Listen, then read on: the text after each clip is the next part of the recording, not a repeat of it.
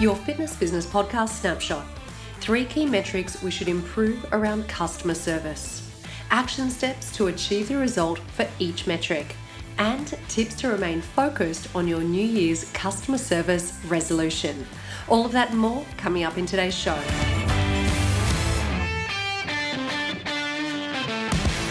You're listening to the industry's leading fitness business podcast for owners and managers. This month's interviews are brought to you by our foundation partner, Active Management. Are you a fitness business owner, manager, or entrepreneur who wants to think and do different to your competitors? Go to activemgmt.com.au to find out how.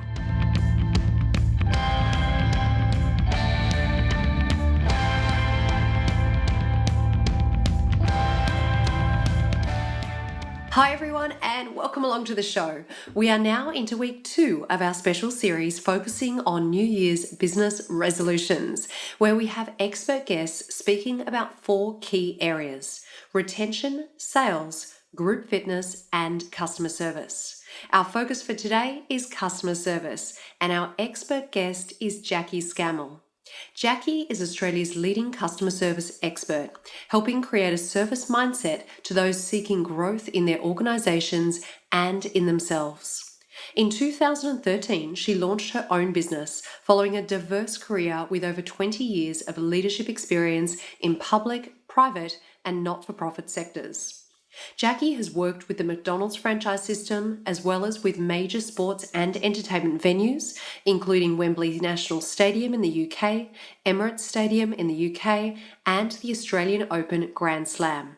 She authored the book called Creating a Customer Service Mindset, and she's a regular blogger, offering practical tools, resources, and a set of mindsets to help leaders transform their own behaviours and service habits to help them teach others. It was such a joy speaking with Jaquie, and I know that you're going to love today's episode because it is jam-packed with amazing advice and inspiration. So enjoy this week's interview with my special guest, Jaquie Scammell.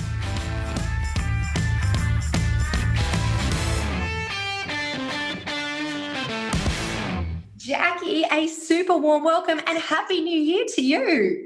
Oh, I know. Can you believe it? 2020, beginning of a decade. Unbelievable. It is so exciting. And I just have this feeling 2020 is going to be an amazing year. And I know that you are going to help out all of the FBP family by starting things off on the right foot. So let's get cracking and have a chat about customer service because so often, especially in the fitness industry, people go out and they set their New Year's resolutions. And, sometimes a client might say to us, okay, I want to lose weight or want to run 20 miles, or maybe they want to make 6 figures in their business.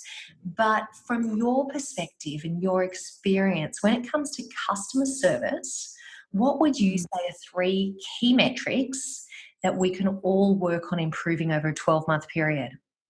Yeah. Well, firstly, I just love that you frame this over a 12-month period because I think that's typically where a lot of businesses, go wrong, where they try and approach service with a real sort of silver bullet methodology. But what we're talking about in service is really behaviour change.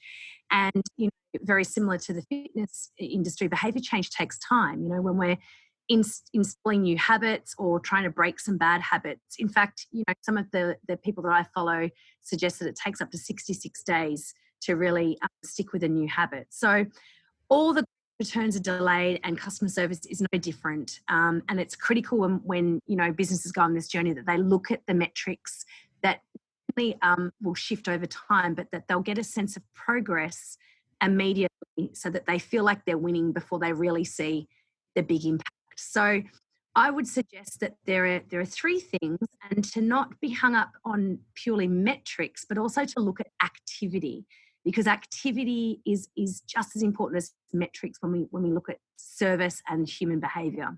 So the first one is actually have a really good think about what are the behaviours that you want to set as an expectation of how you want your people to serve in your business. And a great place to start with this is to think about who's living these behaviours now, who are you recognising that are upholding these behaviours, and call that out and describe it as a standard that you would like people to uphold for 2020. The second metric would be Get a sense of how engaged your employees are. Employee engagement is a really critical metric to give you an indication of what reflection is going to take place for your customer service. So the staff feel is going to be a true reflection of how your customers feel about your brand and your business. So there's lots of ways, and I can go into this in more detail of how to measure the happiness of your staff, to know that your employee experience really does drive the customer experience. And then the third metric that I think's important to measure, and sometimes we miss, is measure the compliments. You know, what you focus on grows, and, you know, look for the good that's already happening and the comments that you're getting from customers that are positive, and have them up in bright lights and storytell and share those with the people in the business. Oh, I love all of those. And I think that last one that you just touched on is so important for the fitness industry as well, when it comes to connecting with our members and connecting with our prospects. So, Jaquie, now that we've identified those three key areas, let's actually dive into each of them and talk about a couple of action steps that we can do to really try and nail down those metrics for 2020. So let's start off with the first one. What's an action step that we can all take? Yeah, awesome. So the first one is all about identifying the values and behaviours that you would like to see in your service culture. So what you're trying to do here is understand, what do they look like in action, and be able to call them out. So the first step I would suggest is get your employees to be involved in this right from the beginning, not a leadership top-down approach. The first step might be to gather your staff together in a team briefing or over a lunch and learn session, and ask them, what are the behaviours that we want to uphold? What are the behaviours that we think is what good looks like when we're serving customers at our best professional self? And so gather their sort of language and viewpoints. Then the second step might be to drill down and summarise that into maybe 3 to 5 key behaviours. So decide as a group, as a team, with all representatives of the business, what are the key 3 or 5 behaviours that we're going to live by this year. And then the third step for this particular metric is then start to weave that through all of your employee touch points. So, for example, talk about values and behaviours right at recruitment stage when you're advertising for new people. Make sure it's involved in the onboarding when you're bringing people in for the first time. Refer to them with any performance conversations or reward and recognition. And then all of a sudden, behaviours become part of the DNA and the way that, you know, people know this is how we do things around here. So that's the first metric, Chantel, that I would suggest, the 3 steps, that one. That is awesome, Jaquie. So before we go on to number 2, I would love you to just share with us, maybe, like you mentioned about, you know, identifying 3 to 5, for example, key behaviours. Can you give us an example of the type of behaviours that we might identify in a fitness business, for example? Yeah, so, you know, a simple example might be, you know, authenticity. That could be the value, and the behaviour that's underneath that might be, for example, you know, we we we we speak in plain English to our customers, or plain language to our customers, and we show them that we care through our authentic self. So, you know, you sort of start with the headline, which is, you know, we are authentic, and then you break it down into what that looks like in action. And, you know, there might be fitness businesses out there that want to really relate to their customer human level and be really authentic and personal with them. So that might be an important behaviour to uphold in terms of plain language, the way we speak, and doing it with a real authentic sort of vibe, rather than being robotic and, you know, following, you know, 6 steps of service, for example. I love that example, Jaquie, because one of the things that we've talked about a lot in the last 12 months is that just the fact that when we are authentic, and when, let's say, we go out and we do like a Facebook Live video to our members, or we get on, we do like an Instagram video to our members, how much more we can connect with them if we're ourselves, if we're talking to them like they're in the club, if we're relating to them like we really truly do empathize with their situation and we understand their situation. And, you know, so I love that example of being authentic, because that is such a relevant term and a relevant way that we can really connect with our members in the fitness industry. So awesome example. Thank you so much for that. Okay, so let's move on to metric number 2 now. What are a couple of action steps that we can take? I think this one you talked about positive compliments. Is that? Oh no, employee engagement. Sorry, I've jumped one. Employee engagement. Talk to us about that one. Well, yeah, employee engagement, I think it's really important to, I guess, identify the fact that the happiness and the vibe of your employees is going to have a completely direct correlation to the way your customers feel.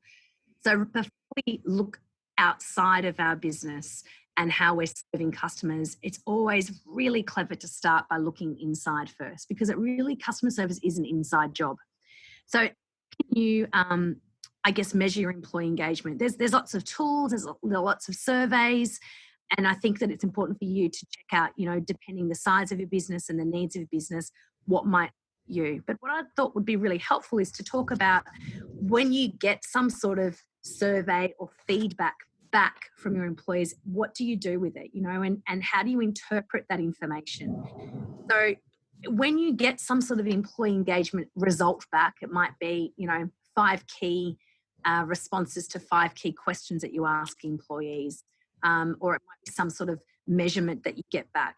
I think it's important for you to look at the opportunities and the way you can focus on things, but not to overcomplicate it. So my suggestion is, first, when you get any sort of data back from your staff or your employees, just focus on maybe 1 or 2 things that you really want to drill down on for the year. So for example, you might be receiving feedback from your employees that they're not getting a lot of feedback from the leadership team, or they're not getting a lot of feedback on how well they're performing. So you might decide that feedback is a focus for the year.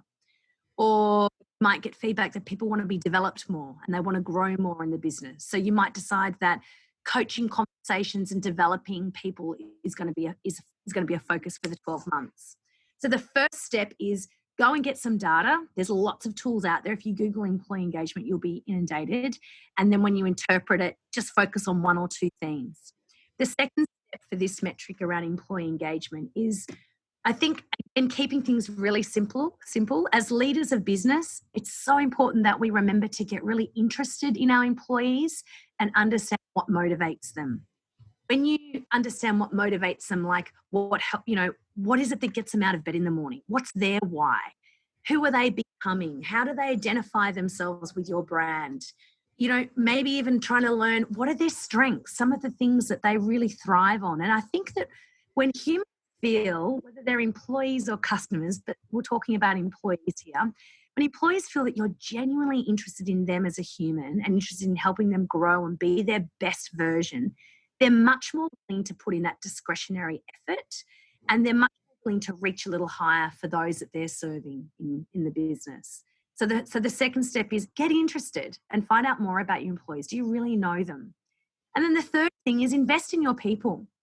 And this is obviously a part of the work that I do, Chantel, around helping businesses invest in people in a way that really helps shift their dial. So is there a book journey that you could take them on where they are exposed to 3 or 4 books throughout a year that really helps them develop their mindsets? Is there an course that you could suggest to drive them to? And I've got some suggestions at the end of this that might be a way to kick off with people's service habits and their behaviours. Is there some PDFs or some tips, a cheat sheet that you could give them so that they can really lean into being their best professional self? And investing in people doesn't need to be expensive or time, intensive. You can do lots of little things throughout a year that makes people feel like you're really investing in them being the best of themselves. Jaquie, they are awesome recommendations. And I just love that, our overarching theme is all around customer service, but you've really identified how important it is as leaders and managers and owners of our business that we're thinking about our employees. That's part of that overall sort of umbrella and that overall scheme. And I love that you've really gone through those 3 key areas. And I wanted to mention that first one where you gave the example of creating like a focus. So maybe it's feedback or maybe it's growth. And at the end of 2019, in case anyone missed it, we had the amazing author Vern Harnish come on the show, and he said the same thing. He was talking about theming. We were talking about meetings specifically, but basically saying, okay, well, this month or this quarter, we're going to work out what is the major overriding theme that we want to focus on, and that's where we're going to invest our energy. So I just love that kind of similarity to what you've just talked about, so that we are focusing on in one particular area, and in that case it's really looking after and appreciating our team members. So love metric number 2. Right. Okay, Jaquie, let's go metric number 3. This is the one that I nearly jumped into too. Yeah. Positive compliments. Talk to us about that one. Well, I think the first step to this is you need a mechanism in place to actually look for them. And as simple as it sounds, I'm often surprised at how businesses just don't have those mechanisms in place. So, maybe there's someone in the business that could be sort of be the champion of collating this information. And, just like my business, I get compliments through all sorts of mediums. Sometimes it's on social media, sometimes it's via email, sometimes it's a phone call. Even in a face-to-face meeting, sometimes, a client might say something, and I've started to practice just stopping in that moment and saying to them, would you mind if I use that, what you just said? And they're like, yeah, no worries. And then you just quickly capture it and put it into some sort of, plain English that you can use in a testimonial on social or on your website. And people love that because they feel like they're really contributing, right? So I think the first step here is it's got to be part of your process, and you've got to be looking for it. And then I guess, how do you bring all that together, and how do you gather it? Is there a file? I've got on my inbox, Chantel, I've got a file in my inbox called my legacy book file. And what it is whenever I get a compliment, I just drag and drop in there. And sometimes if I'm having a bit of a off day, or I'm feeling a bit down and out, or, feeling a bit, strange and not feeling great, I'll just open up my legacy file and read some great comments that people have sent over the years, and it just peps me up, and it reminds me that the work I'm doing is really important. So, that's my way of collecting testimonials and positive compliments, but, I'm sure other people would have their version of that. So the second step is then, when you collate it, make it visual. So, the inbox file folder is one way for me personally, but if I had a really large team, I would consider doing something like what one of my clients did recently. So I was working with a big insurance company, and they have a huge call center. So the team work on the same floor together in an open plan office. And I would imagine many fitness businesses have got, teams working in the same environment too. So this tip could be really handy. What they did was they created what they call a green wall. And what the wall was green, imagine like green Post-it notes or green sort of A4 pages of compliments. So every time a customer made a compliment, someone would post that up on the physical green wall. And the team leader who took me through this floor said to me, Jaquie, our goal is to paint the wall green. Mm-hmm. And when we're glancing, the more green posters there are, the more green Post-its are, the more compliments we've got. And what I loved about this was it was a really strong, powerful visual representation for everyone to see, even me as a consultant or client or customer, of how well the team's going. And it kind of motivates them and gives them that sense of progress. So that's the second thing, is get something up visual where people can see it. And the third thing is, when we have these compliments and patting ourselves on the back, and it's great, let's not forget to reward and recognize. So reinforcing what good looks like is important, and having a mechanism in place to do that quite publicly. So, reward and recognition can be really simple. It could be as simple as a storytelling, doing a feature of an employee of the month in a newsletter, or on a workplace intranet that just highlights, hey, this employee received 5 compliments over the last quarter. We just want to do a shout out, and again, that doesn't have to cost much. People expect movie vouchers and, $100 David Jones vouchers these days. I think the recognition is just as powerful as the reward. So that would be my 3 steps in terms of bringing your compliments to life and leveraging from them, I guess. Yeah. Awesome advice again, Jaquie. And can I just say, that concept of my legacy book, I love that, because I reckon, especially for our owners out there, we all have those days that, sometimes you think, man, it's tough at the moment, or, is it really worth all this? And, that whole idea of creating or collating those compliments that we can look back and just remind ourselves of why we do what we do, and the difference that we're making to people's lives. What a fantastic concept. And I love that you've got the digital version, but I bet that it would be super cool for our owners and managers out there to even create like a scrapbook version that they could leave, or a photo album version that they could have in the welcome desk, for when, members come along and they can see all of the great stuff that other members say about their facility as well. So absolutely love those. And thank you for breaking down those 3 key metrics into really clear, actionable items for us. That's awesome. So Jaquie, just 2 other things that I want to cover today. One is any advice that you might have as to how we can really get our team's buy-in to each of those metrics that you've just run us through. Any advice around that? Yeah, coming into a new year is always a great opportunity to sort of, get a message out and motivate staff. And I'm always perplexed as why businesses don't sort of, ride the wave of the new year, because it's such an easy way to get some messages out. So I think that, if you were to do like a bumper sticker for your team heading into a new year, I'd be talking about new you, new year, new you, making it all about them. What are some ways of you being your best professional self in 2020? I talk about things like, if we all step up, these are things that you will gain. These are things that you will achieve. And maybe even just talking more about, what we gain when we deliver better service. So how does, by them delivering better service, make their job easier? How does it make their job more enjoyable? And I think, as business owners, we need to remember that people are motivated by what's important to them or what's in it for them. And, it's something that I often have to remind myself. It's got to be about what motivates them. So if you've got some service goals, or if you wanted to implement some of those metrics that we've spoken about, make it about them and how they will gain enjoyment, satisfaction, effortless vibe at work. And you're probably going to have a better chance of motivating people to want to do it than rather asking them to do it because it's something you want them to do. I hope that makes sense. Absolutely, it definitely does. Thank you so much for that piece of advice, Jaquie. So we wrap up each of our shows with our Fitbispiration. Today, Yes. you share with us 3 key tips to remain focused on our New Year's customer service resolution throughout the entire year. Member experience is more than just NPS. With MXM's Member Experience Toolkit, you build a unified view of the member experience, from purchase to onboarding to everyday usage and cancellation.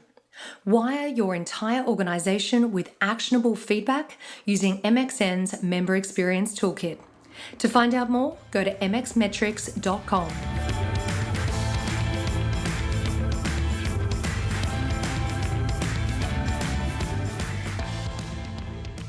First and foremost, Chantel, is keep it really simple. We've done a great job of making customer service complicated over the decades. So keep it really simple. And the tip to doing that is talk behaviours, not necessarily procedures and tasks. So talk about how you want your staff to behave and keep that really simple. The second tip would be have a theme of the month or the quarter. And I've already, can already tell that this would resonate with a lot of the listeners today. So for example, a great theme might be first impressions, when people come into a club. Or a theme might be this quarter, we're going to focus on asking really great questions to learn more about our customers. And then the third tip for the new year would be make it visual. Whatever it is that you want to focus on, compliments, if you want to track people's progress, activity, if you want to highlight storytelling to lift employee engagement, whatever you do, keep it really visual, and people will continually refer to that, and it will reinforce messages very subtly and subconsciously. Absolutely phenomenal tips. And in my head right now, I am picturing that wall of green Post-it notes. I love that. That's my visual representation of what you just said. And I feel like you absolutely jam-packed in heaps of great tips and advice in there for us today. So it's been such a pleasure chatting to you. So before we wrap up today, tell us a little bit about your 2020. How can people connect with you and work with you further? Yeah, thank you, Chantel. Thank you for the opportunity. I really love being generous with value because I think service is such an important topic in the world. So thank you for the opportunity. And if people who are listening would like to, explore some concepts that we've discussed today further, I'm actually launching a second book in March, and it's called Service Habits. It's part of a series. The first book is Service Mindset, and it'll be in all good bookstores. And certainly if you go to my website, jaquiescammell.com, you can also find not only the book, but also an online toolkit, which is the Service Habits Academy. And that's just full of really easy bite-sized videos that businesses might want to use for staff briefings, or again, focus on themes for the month, and really digestible 2-3 minute videos for people to learn from. So there's a few tools there that people can access straight away. And I hope that they help people shift the dial in their service culture. Absolutely love that, Jaquie. Thank you. And of course, we'll pop those links in today's show note. And a huge congratulations on the launch of your new book in March. We timed this pretty perfectly, didn't we? Yeah, thank you. Things worked out very well. So I'm so thrilled that we got you on the show, Jaquie. Thank you so much for taking the time to join us, and wishing you a phenomenal and successful 2020. Awesome. Thank you. And good luck with the show, and good luck with all of the businesses out there that your listeners are a part of. I think it's a great thing you're doing. Thank you, Chantel. Thank you once again to Jaquie. Now here's a message from our podcast partner, One Fit Stop. We'd like to thank our sponsor, One Fit Stop, for their support, and we highly recommend all fitness professionals go to onefitstop.com to find out how their software will enable you to take control of day-to-day management in your fitness business. One Fit Stop's scheduling, client management, programming, and payment collection tools will set your business up for success. Pre-Core Quickfire 5. This week's Pre-Call Quickfire 5 guest is Sergeant Ken Wycott. Sergeant Ken, welcome along and Happy New Year to you. Happy New Year to you. I am excited. I'm excited to be part of your podcast and to, share some of my stories and strategies with you and your listeners. Well, we are absolutely pumped to have you on the show. So let's rip straight into our Pre-Call Quickfire 5. Tell everyone, why do you do what you do? I wear two hats. I've been, serving the U.S. military for 31 years so far, and civilians.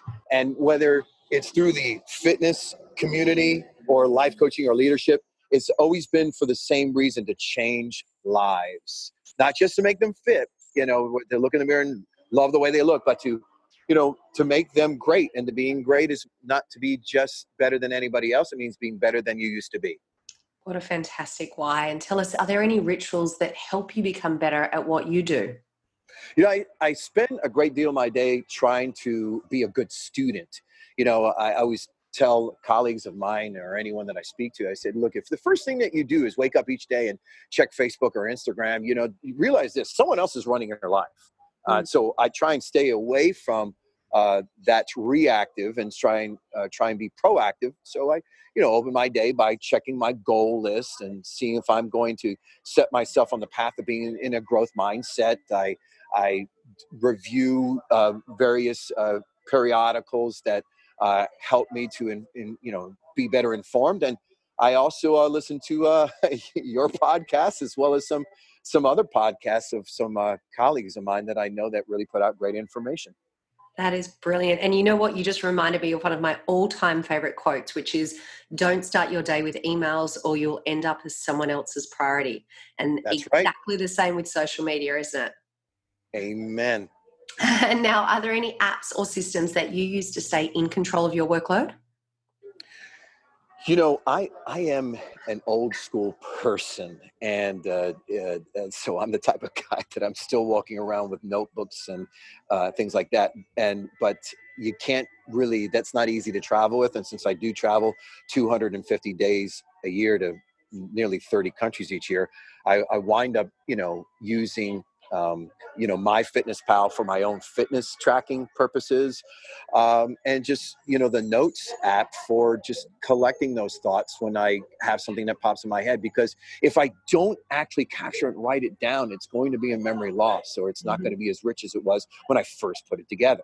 Other than that, and writing notes in my own journal, that I can pass to my family at some point, that's how simple it is for me.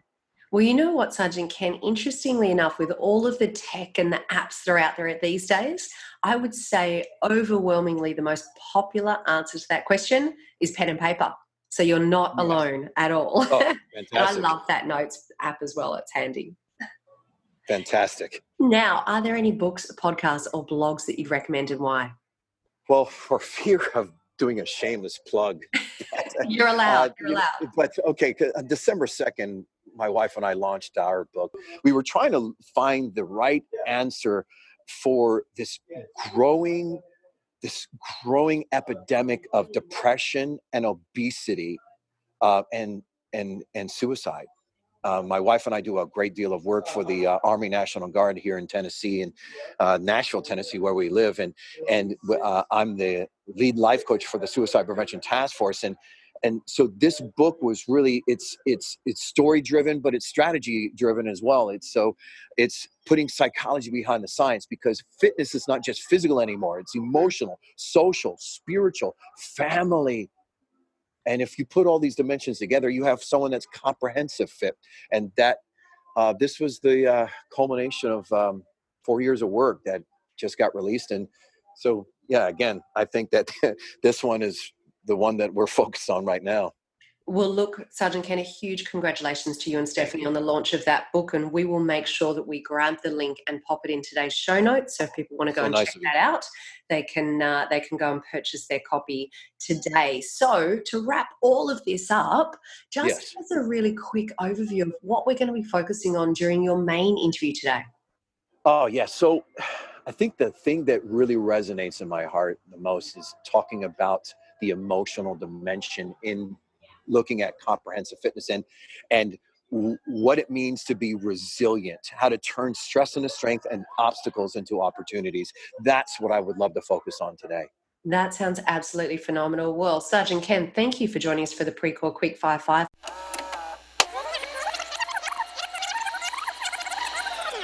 This week's Rewind segment also focuses on customers. And if you missed this towards the end of last year, then make sure that you take a listen now. The episode was called Mastering Your Customer Experience Strategy, and my special guest was Jose Texera.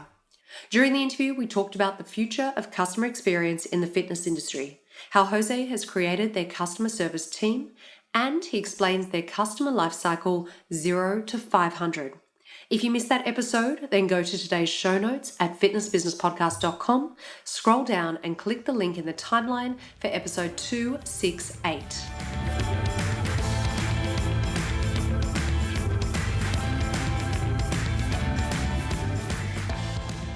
On Thursday, March the 19th, 2020, you'll have the opportunity to join friends and colleagues at the annual FBP Family Meetup at URSA 2020.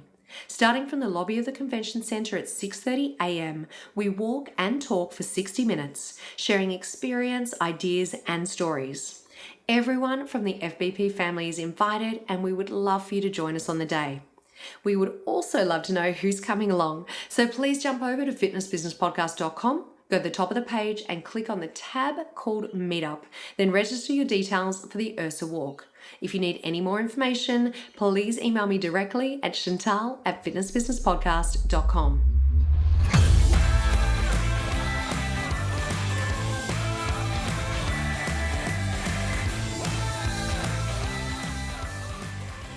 Thank you for joining me for this week's show. And a reminder that all the resources and links for today's episode can be found at fitnessbusinesspodcast.com. Thank you to our foundation partner, Active Management. Active Management are a fitness business coaching company that help clients all over the world. And this month, I have a business tip for you all. Join the Active Management Facebook community. It's an amazing group and you'll meet like-minded fitness owners and managers from all over the world. All you need to do is go to facebook.com/groups/Active Management Community. It's a highly engaging community where JT from Active Management shares loads of resources. Things like photos from inside gyms, reasons to exercise, a monthly book club, challenges, and even ideas under $50. It's free and it is an awesome community. Once again, just go to facebook.com/groups/Active Management Community. Thank you all for joining me for this week's episode. Enjoy your week ahead, and remember, what you leave behind is not what's engraved in stone monuments, but what is woven into the lives of others.